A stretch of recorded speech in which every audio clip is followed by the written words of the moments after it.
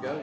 All right, we are back. It's Thursday night. We're at the Craft Emporium. We got a nice crowd here tonight. We're at top of Ohio Radon's in the garage. We got a big crew. We're joined by Craft Emporium owner, proprietor, founder, Brian Harmon. Harmon, welcome back. Greetings. It's been a while since we talked to you. Yeah. We are joined by, as I said in the preview, Big Ten champion, Dalton Mossbarger. Dalton, is this your first time on the show? This is my first time. You've been a long-time fan, long-time guest in the crowd. Been to the show numerous times, never been behind the mic. Yeah, well, good to have you.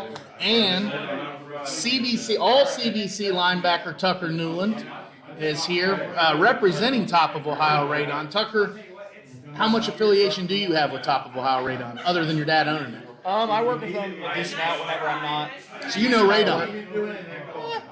I wouldn't say I know it, but You know it's the second leading cause of lung I do cancer. know that. You know that recently your dad tested a house and found that their radon levels were so high that it was the equivalent of smoking 500 and some cigarettes per day. Yeah, it's more dangerous than people think. It's silent, but it can be deadly. And as fun as 500 and some cigarettes a day could be, that is not a good idea. Not ideal. We don't ever want to send the message that anyone should try that. So give Paul Newland a call, 937-935-2806.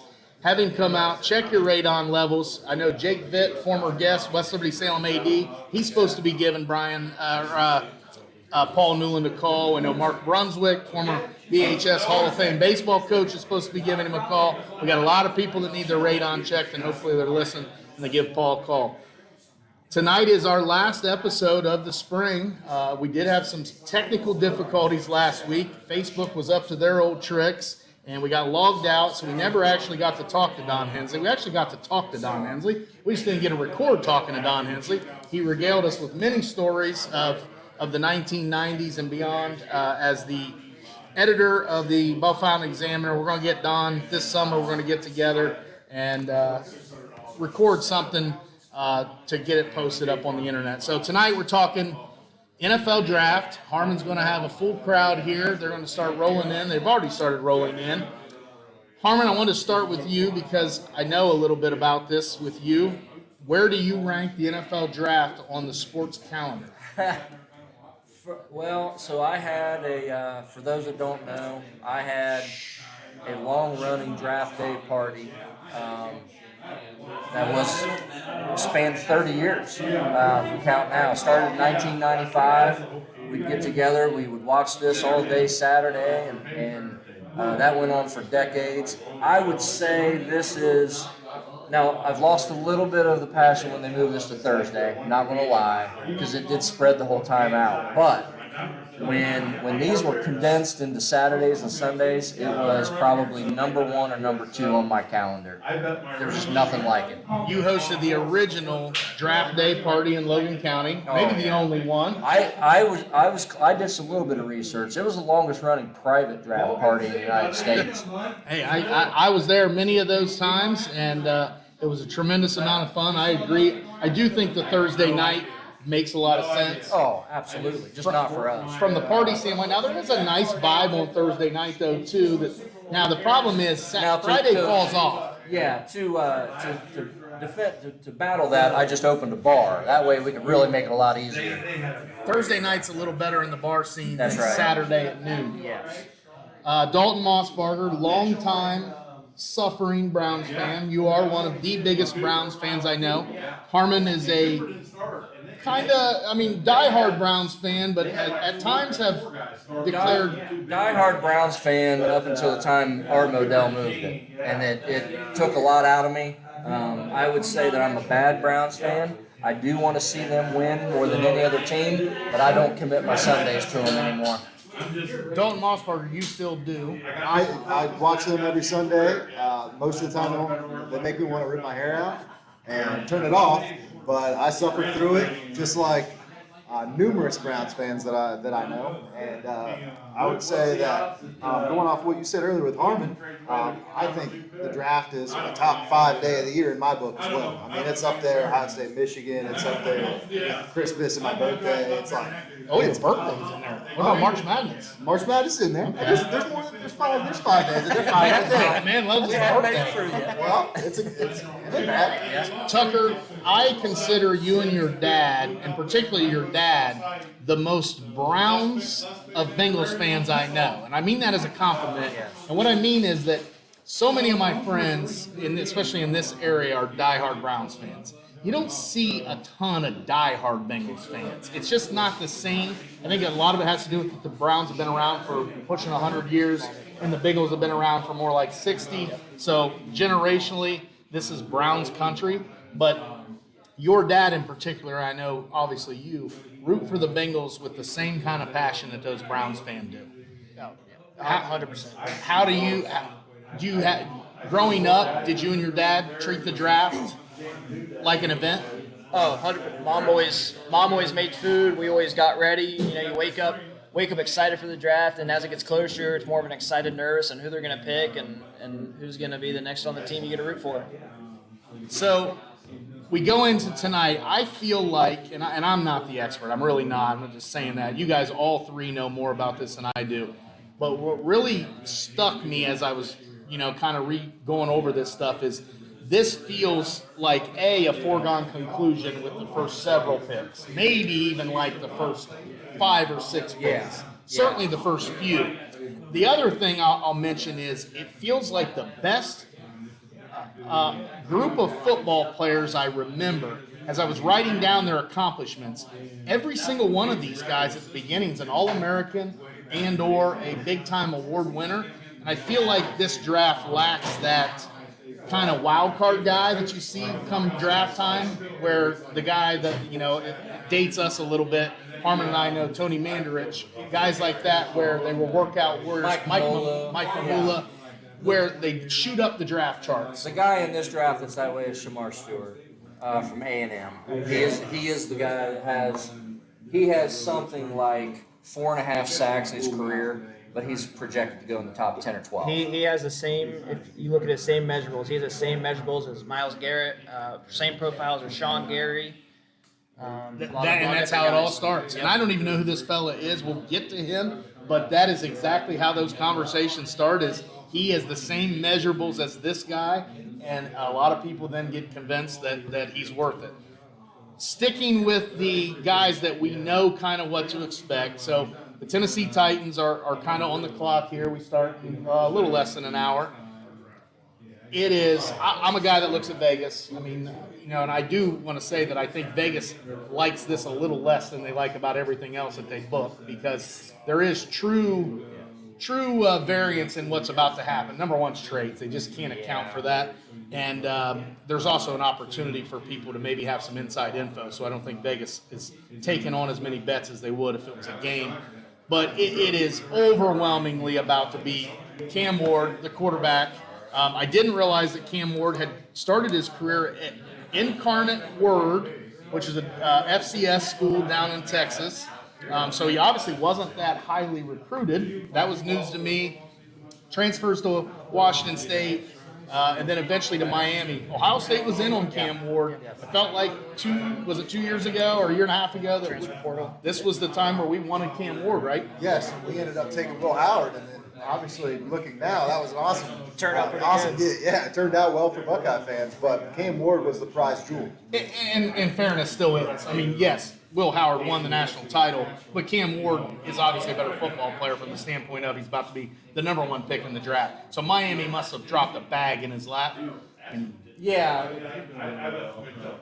To quote the old NC State and North Carolina thing, Will Howard won a national title, but imagine what they would have done with Cam Ward. Well, maybe beat Michigan. Right. Cam, I don't know. I think the knock on this class is, for me, I don't know that I see a franchise quarterback in this draft. Cam Ward is the best of the what's available, and that's what you're seeing. He's going to make a lot of money because he's in the right draft year. And if Tennessee didn't have such an obvious need at quarterback, it makes me wonder, where would Cam Ward go? Right. Well, I'm a huge fan of the Athletic, and on the Athletic, they have him as a 13th ranked player overall. So, I mean, if he's not a quarterback, he's middle of the first round kind of talent. Yeah, I never like those kind of picks, and I'm certainly not, Mel Kiper, but it always reeks of just doing what the book tells you to. You need a quarterback, you're in the number one pick. I feel like Bill Belichick back in the day would have traded out of that thing and got an absolute bounty. Now, maybe the value wasn't there because the interest in Cam Ward wasn't there. This is not a particularly strong draft, so the upward mobility isn't as appealing to teams. Sit back and take the same kind of guy. Tucker, I don't feel like you believe in Cam Ward as a number one type guy. No, definitely not number one. I don't think any of the quarterbacks, like you said before, are any franchise guys. I think it's kind of a placeholder to get their team going and see where they can go from there and see what happens. The number 2 pick, which we're already getting text messages, Skylar Mifsud, who's always, the last few years we've done this show, he's been our main guy for the NFL draft. He's got all the latest rumors and tidbits. He's also a squirrel. He is. He also has to be watched closely. He'll be here later. He's busy taking care of his business. But the consensus is that the Browns are about to draft Travis Hunter, wide receiver corner out of the University of Colorado, Heisman Trophy winner. I mean, I feel like, in my mind, he's kind of the 1B player of the draft. I'll get to the 1A here in a minute with Abdul Carter. But Travis Hunter, to me, is fairly foolproof. I feel like he is what he is. I think the Browns could absolutely use the excitement that he brings to the table. They could use the two-way aspect of it. If the dude wants to do it, let him do it. Like Shohei Ohtani, if you're going to get 2 players in one, why not try it? But now we're hearing rumors they might be trading. Is that just scuttle here? I don't know. I don't have his connections. Moss, as a long-suffering Browns fan, are you hoping they stand pat and just take Travis Hunter? Well, I mean, I absolutely wouldn't be upset about it. I mean, this guy's been a stud. I mean, he was the number 1 ranked player coming out of high school. He obviously showed out at Jackson State and then won a Heisman, second full-time defensive player ever to win a Heisman. And he also had over 1,000 yards receiving.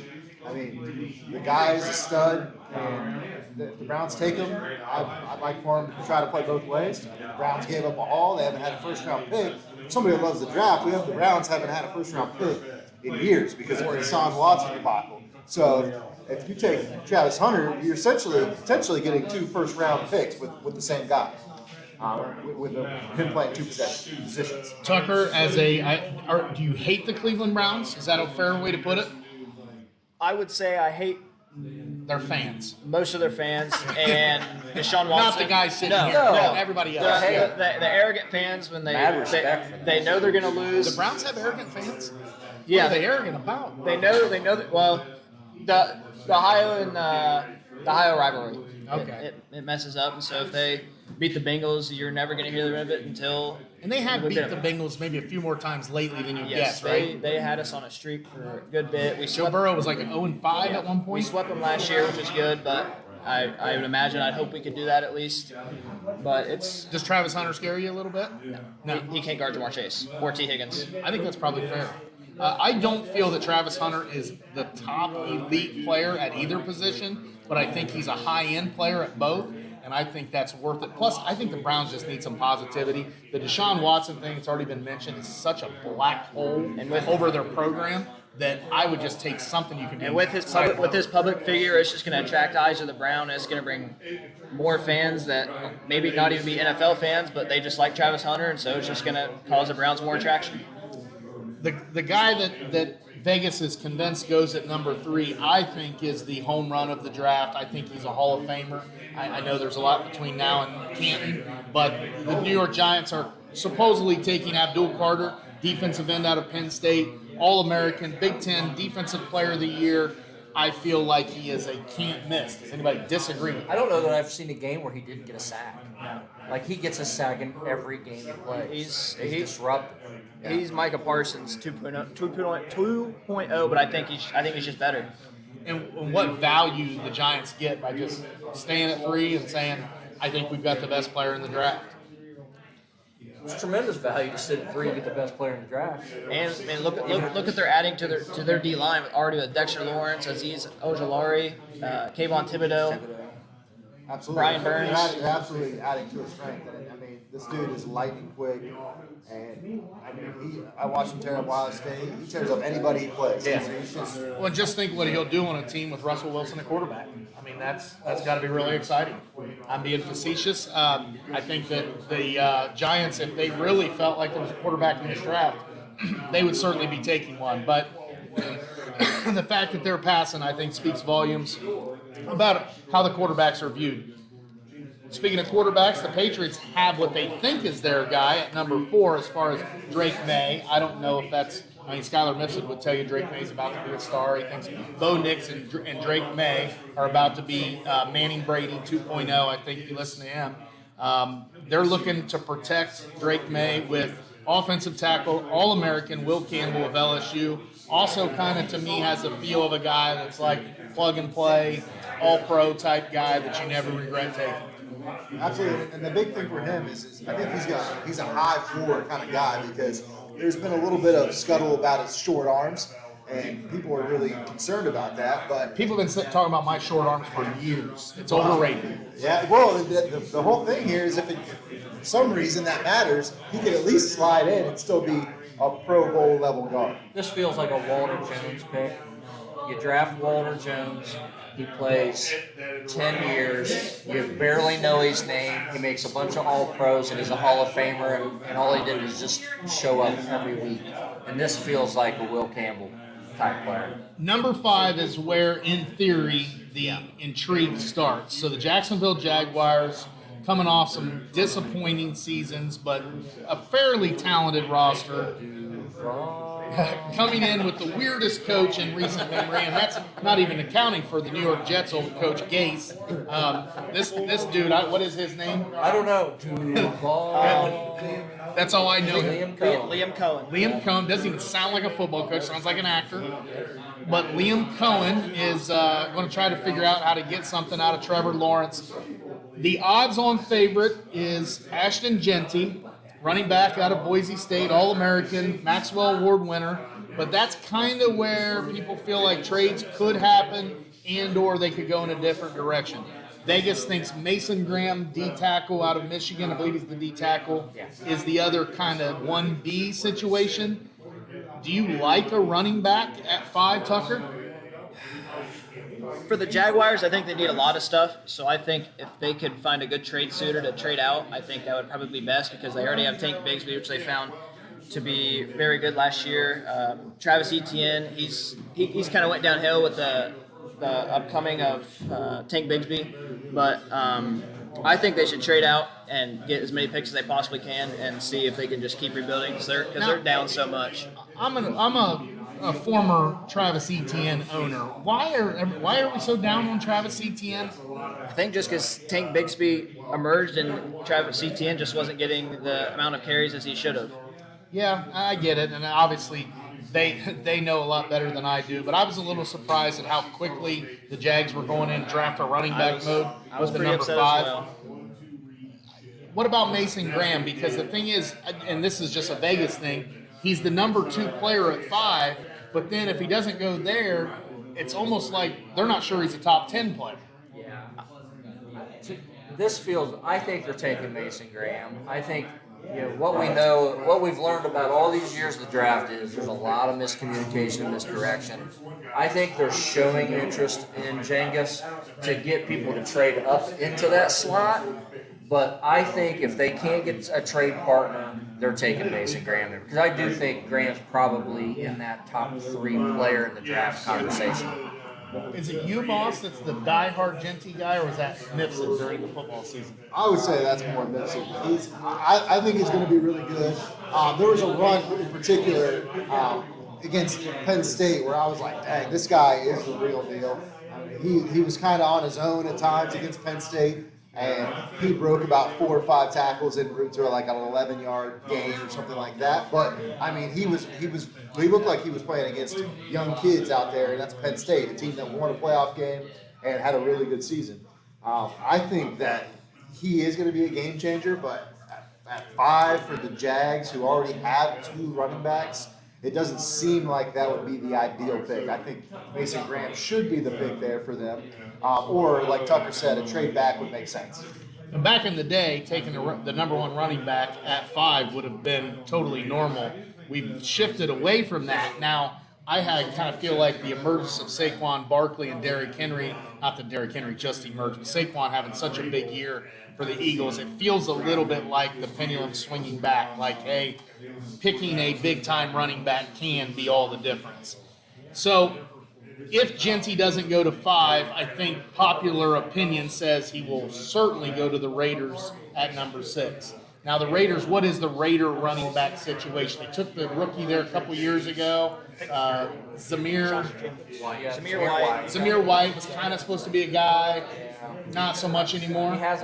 He just hasn't been able to take control of the job. Josh Jacobs walked and went to Green Bay, had a good year there. I know that last year Amir Abdullah was back. I mean, that guy's been around for a long time. His patchwork, Yes. that's the spot where it absolutely makes sense. Pete Carroll likes bell cow running backs, and this is he is a bell cow. I like it. Now, Vegas likes Kelvin Banks, offensive tackle of Texas, Outland Award winner to the Raiders. So, I mean, I guess in theory, this is going to change everything because this can't all work out the way they're saying. If Kelvin Banks doesn't go there, there's not another tackle going in the top 10. So it's just hard to say. I'm sure you're going to see a trade. By the time you get into that bottom half of the top 10, I'm sure there's a trade coming. Looking at the Jets at number 7, that Vegas has them taking Tyler Warren, the brilliant tight end out of Penn State, All-American, Mackey Award winner. It feels like we're starting to churn out elite tight ends like every year. Brock Bowers. Coming right out of the Big Ten, too, the Iowa guys. But, yes, Warren, I think, is a can't-miss prospect, and the Jets are all over this. And it's a monkey-see, monkey-do league, and Brock Bowers having such a huge impact for the Raiders makes you say, hey, let's just take the easy thing and let him go to work. Tucker, you got an opinion on Warren? I like Warren. I also don't see a miss with Colson Loveland. I think he's a really good prospect too. He can pass catch. He can play a number 3 receiver if you need. He can play inline and block. He can pull. I think they're both all around. I don't think you can miss with either of them.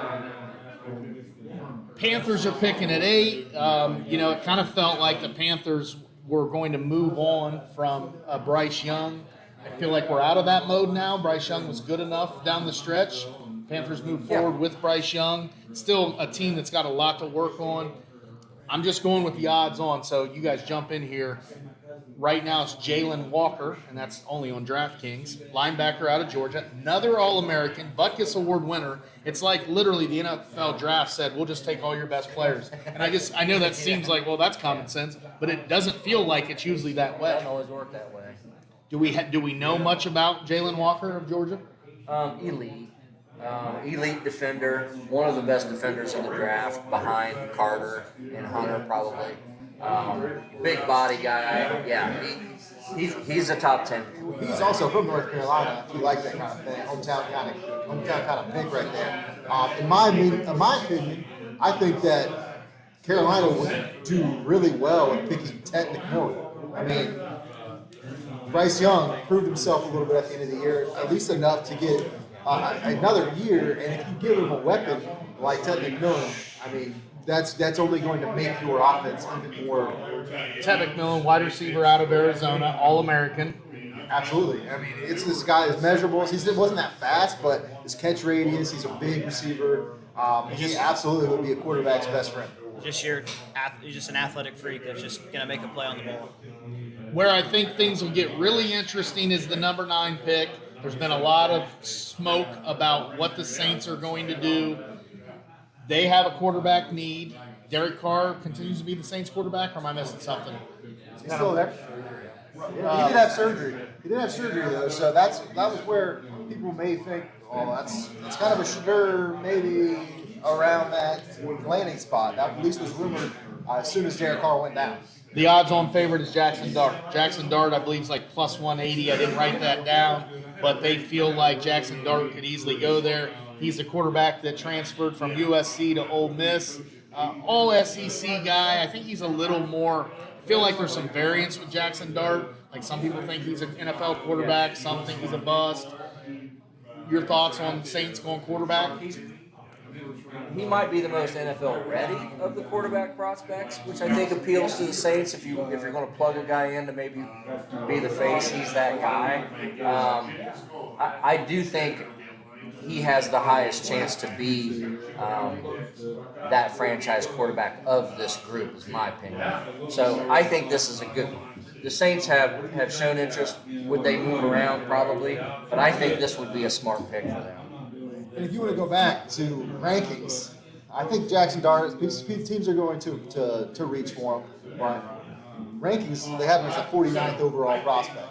And 9th might be a little bit of a stretch. I've heard Zach Wilson a little bit with Jackson Dart. That's not good. That's not a good comparison. No, it's not. But like we've said before, first rounders, I mean, they're going to reach. Jackson Dart is a sexy name right now, and I think that people are going to just try to come up and get him. Speaking of young quarterbacks, Caleb Williams and the Bears are not going to be in the quarterback derby, and the Bears have their 10th pick. Again, I'm just going by Vegas. The odds-on favorite is your guy, Ted McMillan, wide receiver out of Arizona. Certainly getting Caleb Williams another weapon. Now, I would also argue he has DJ Moore. He has Rome Odunze. Keenan Allen, they had plenty of weapons last So, I don't know that if I was building a team, that receiver would be the way I would go. They went first-round receiver last year. And Rome Odunze had a good year, right? I mean, as a receiver goes, it was a decent year. Anyone else? So you mentioned Shadur Sanders. He's kind of the hot button guy because he's Deion's son. Feels like it's trending to fall out of maybe even the first round in general. Do you believe, Tucker, do you believe in Shadur Sanders as an NFL quarterback? I've never been high on Shadur. I think he's just getting a lot of public exposure because his dad. I think he's a good quarterback. I just don't think he's a great quarterback, and I don't think he's NFL ready yet. There's been some reports that his interview was really bad. Sound like maybe with Well, it was the worst they'd ever had. which there is, that is tricky because we have heard over the years some of that stuff that wasn't fair. A lot of smoke Now we've also heard it, and it was fair. Yep. So, I think we've seen enough of Shadur Sanders. Like Jackson Dart, I'll be honest with you, if you show me a picture of 3 quarterbacks, I kind of know what he looks like, but I know what Shadur Sanders looks like. Like we've seen him, Well, yeah. and he is. Lamar Ball Sanders made sure that you saw Shadur. And that's coming off the heels of him getting his number retired, which was controversial, and I think rightfully so. I think retiring Travis Hunter, and I know this is petty stuff, but retiring your Heisman Trophy winner, that's fine. But your quarterback, who was really good, and he was really good. He performed, but so was Cordell Stewart, so was Eric Bieniemy, guys that won national titles. But Deion, he's a unique individual. He doesn't care about all that. He doesn't care what you or I think. He doesn't care what anyone thinks, No. and rightfully so, probably. He's earned that right. Is there somebody, Tucker, that we haven't mentioned? I know you got some notes, and I'm just going by odds that you're like, this guy's going in the top 10. I've been seeing a lot of buzz lately that Walter Nolan could pop into the top 10. I like him as a prospect. He's a really good pass rusher. He can stop the run. Where's he from? Ole Miss. I can't remember. I don't think he played last year. I'm pretty sure the last time he played was in 2023. But Injury? I can't remember exactly what it was, but I like him as a prospect for the Bengals potentially too if he falls back. But there's been a lot of buzz today that he might sneak into the top 10 potentially. Moss, you got any guy that you're like, if you're thinking of prop bet, taking top 10? I mean, I would say this Armand Mambu, That's exactly this what I guy. was Skylar Mixon told me about him on my way out the door today. I mean, he's a guy that is shot up the board a little bit. I mean, and early in this draft process, he's one of those guys that's like, after these skills, after this combine, it's like, wow, this guy really came out of nowhere. And this offensive tackle out of Missouri, he's got a lot of appeal. I mean, he's a right tackle, so teams that are set at left tackle, I think when I think of this, I think the Jets are a potential landing spot at 7 with this guy. They have their left tackle with Olu Fashanu for the foreseeable future, but pairing him with another guy could give our guy Justin Fields a great chance. Well, that is definitely the guy that Skylar said. Mimbu, I need to look at it. I downloaded a little money on the DK. I'm going to splash a little on this draft. And so I don't know what prop I can get. I guess over-under on Mimbu. I don't know what that is without looking. Harmon, you got anybody? Dark horses? Mimbu was my guy that I would have said. The other guy is that Michael Williams that Skylar just sent over as another defender out of Georgia that could sneak in there. You know, it has to be the right team, but he's another guy that can sneak in there. Georgia's kind of the new Alabama that if you can get in on their, especially defensive players, You trust their talent. yeah, you just know that they do such a good Kirby, job. Kirby Walker, they're well coached with Kirby and all that. So I want to talk a little bit about the Browns. I had to laugh when I looked at their needs. It said quarterback, O-line, running back, receiver, and defense. Yeah, pretty much wraps it up. I laughed. I said, well, that covers it. They must have a good kicker. Yeah. So they have the 101, the first overall pick. Then they pick maybe first in the second round, 33rd pick, 67th pick, 94th in the third round, 104, 166, which they just dealt for today, I believe. They made a trade with the Texans to move up only like 10 spots, right? Yeah, it was, I don't know. It was rearranging deck chairs. Yeah. Sometimes I feel like that's money. Sometimes It it's is. yeah. I think it is. And then they have 2 6-round picks. Moss, we talked about Travis Hunter, but is there something that you say I hope the Browns come out of this draft with? Not necessarily a player, but like get better at what positions? Well, I mean, that's kind of, anything, like you said, anything would be good. But one thing, they have to address the quarterback position. I don't believe that, obviously, could be with the second pick, but the hot news right now is coming back into the first round and taking someone. Shedeur Sanders. Sanders, honestly, he would be the guy that I would like to take if we came back in late.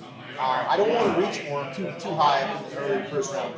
But if we come in at 20-something and we trade 33 and maybe a late round pick or a mid-round pick, I would be totally fine with that, especially if you paired them together. Like Tucker said earlier, you want to talk about eyes going to Cleveland. Cleveland is going to be the talk of the draft, especially after tonight. But going forward, they have to address a lot. And I think when they traded up with the Texans today to take some of those fifth-round pick and for this year and another fifth rounder in 2027, I think that could be used as ammo as a higher pick to come back up again because they need as many quality prospects. Absolutely, they need as many quality prospects as they possibly can. They have needs, like you said, all over the place. Tucker, the Bengals had a little bit of the same thing going, except certainly not a need at quarterback and not a need at wide receiver. They have the 17th pick. Let's talk about that because we haven't talked about that. Where do you feel like they're heading with that? I think they can head in a million different ways. They can go guard. I feel like there's a lot of guys that are tackles that have good measurables to play guard.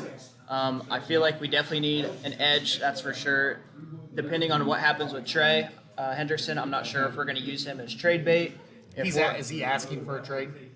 He got seeked permission, but it was supposedly smokescreen to see what we could get for picks.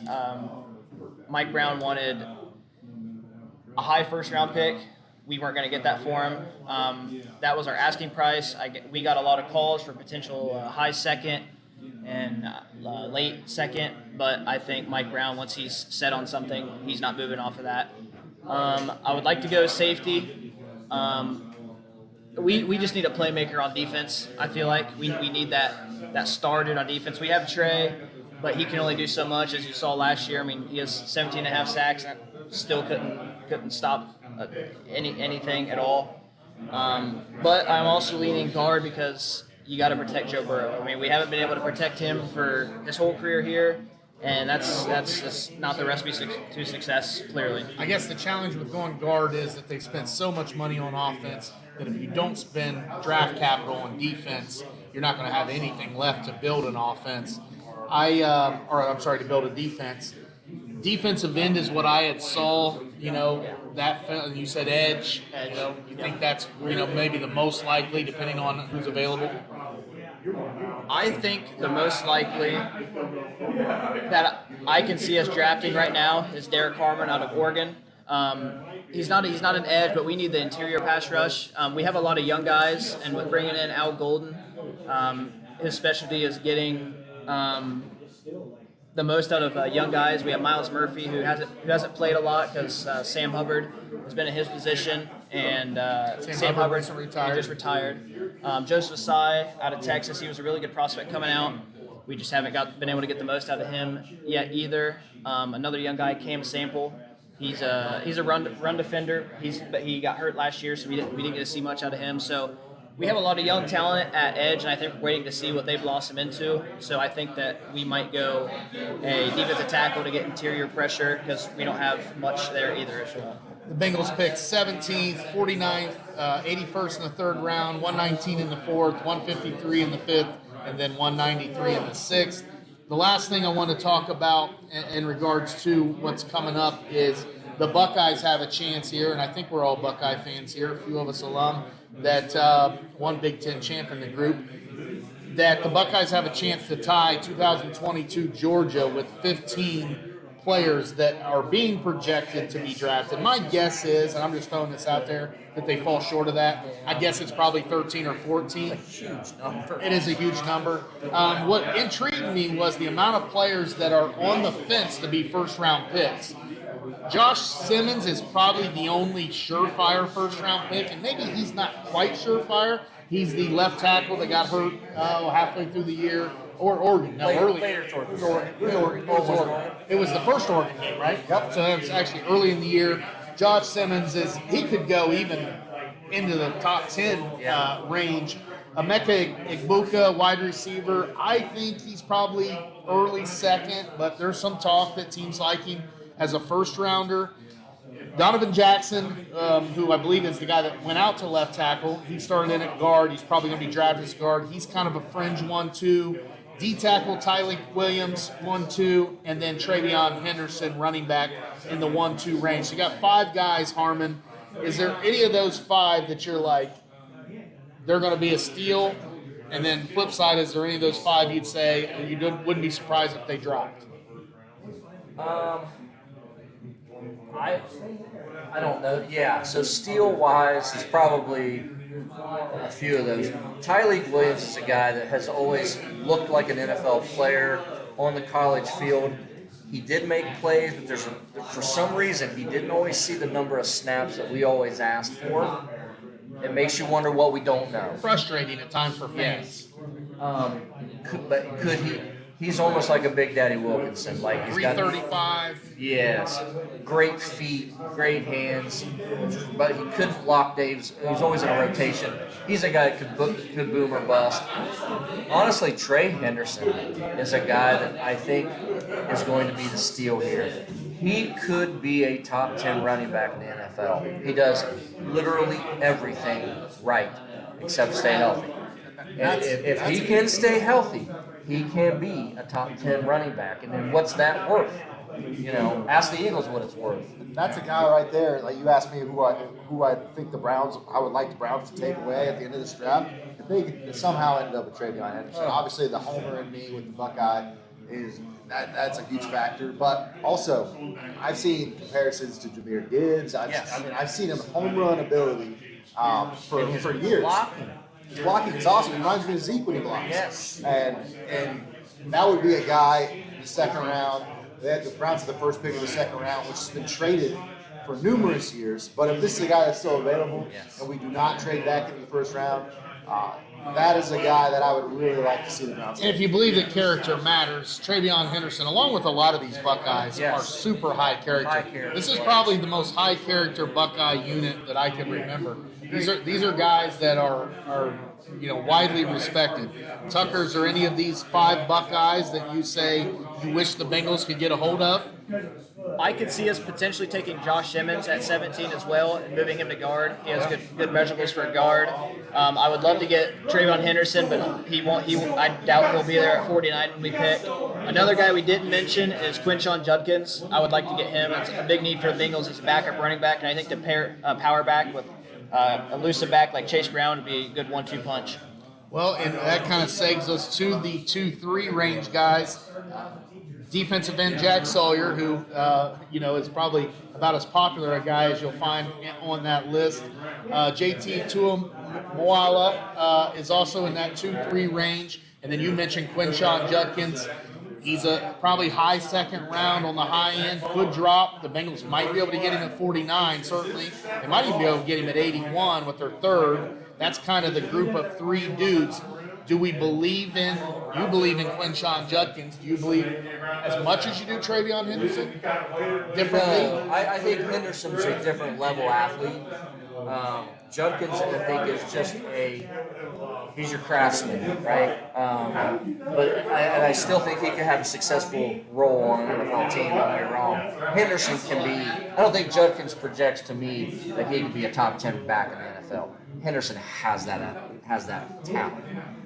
As far as Sawyer and JTT go, my hot takes on Sawyer and JT, I think what you see with Jack is what you get.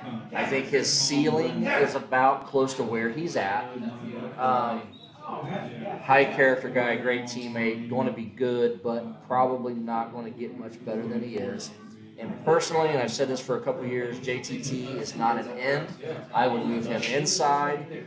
To me, he is Cam Hayward, and he could be a really, really good interior defensive lineman against run and also passing. I think he gets moved inside and becomes a better player than Sawyer.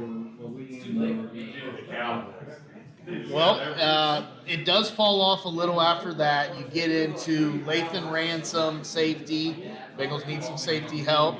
You get into Ty Hamilton, speaking of those inside guys. I'm really hoping, my number one goal for the draft is that the Browns take Denzel Burke.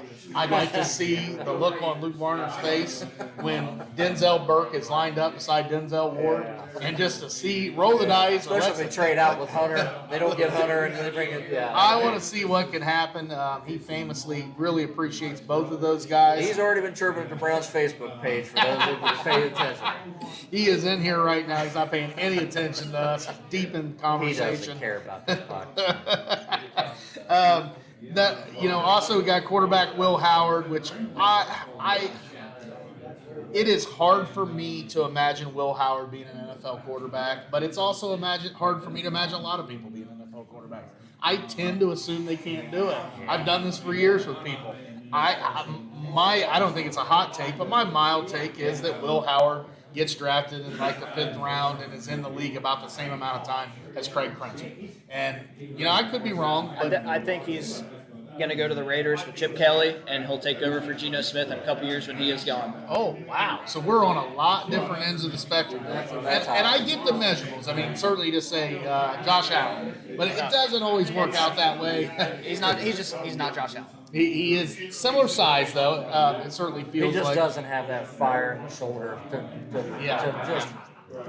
just put that ball on the line anywhere. And I think you get exposed at the NFL level. I was a little surprised, and not that I knew anything about him as a prospect, but Seth McLaughlin, the transfer center, I don't know if it's an injury thing or his measurables, but he's just kind of a late-round guy. I thought maybe he was a little better than that. And then you got Jordan Hancock, who's also been a little bit of a lightning rod for the Buckeyes at times, and then Cody Simon. And those are kind of the 2 guys I think probably end up not getting drafted. With Seth McLaughlin, I mean, Achilles is worrisome. I mean, we saw him at practice. He's moving around all right, but when you tear your ACL nowadays, it's like you get your surgery, you do your rehab. It's a 9-month thing anymore. 6-month, 9-month. Absolutely. The Achilles is where people get worried. I mean, you come back. So if you're lucky, you come back a shell of yourself. But normally, it's like you really are losing a step, and that injury at that time, probably not going to be ready to go. He won the Remington Award for best center in the NCAA. But I think he's got great value. It's just, is he healthy? Any hot takes here that we've missed? Any player, any trade, any draft day drop guy that we want to talk about before we wrap this thing up and dial into this draft here in about 15 minutes? I will sprinkle in a little bit of trivia that this is the first time since 1967 that all 32 teams come into the first round with their draft picks. Really? Yes. Does that make it through the night? I don't think it does. I don't think it does. I wonder what the over/under is. That you can bet that. Probably could, but anyway, I think it's a really interesting stat. Yeah, that's really surprising in a world where they just constantly trade. Sometimes it's hard to understand why. Well, The one thing that we haven't mentioned is the quarterback from Louisville, Tyler Shuttle.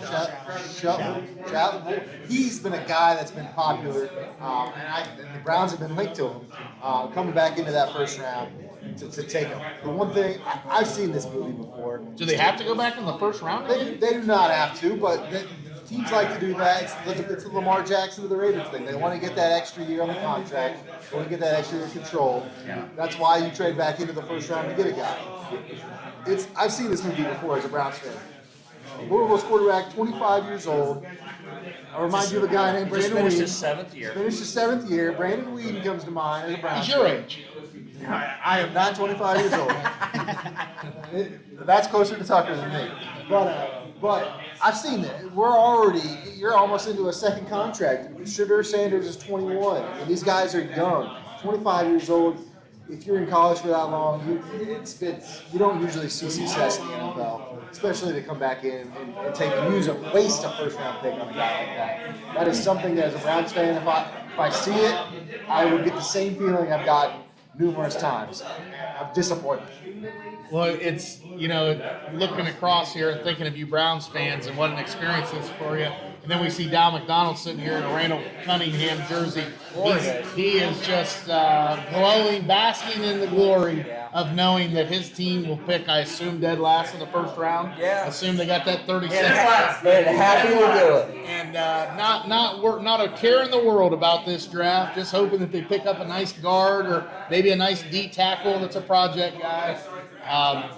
The great thing about the NFL draft is we all know that you truly can build a Super Bowl winner through this draft, and a lot more goes into it. But the Bengals, in particular, the difference between the Bengals of your lifetime and the Bengals of most of our lifetimes is how well they drafted for a long time. And they truly, especially with Mike Brown not wanting to pay anybody, now he's kind of changed on that. He's got such good players he has to. But excited for tonight, excited for tomorrow, excited for Saturday. Football, looking at a little tease. Certainly, if anybody's sitting at home listening and saying, I want a place to watch it, we still got plenty of spots open here, but it's filling up.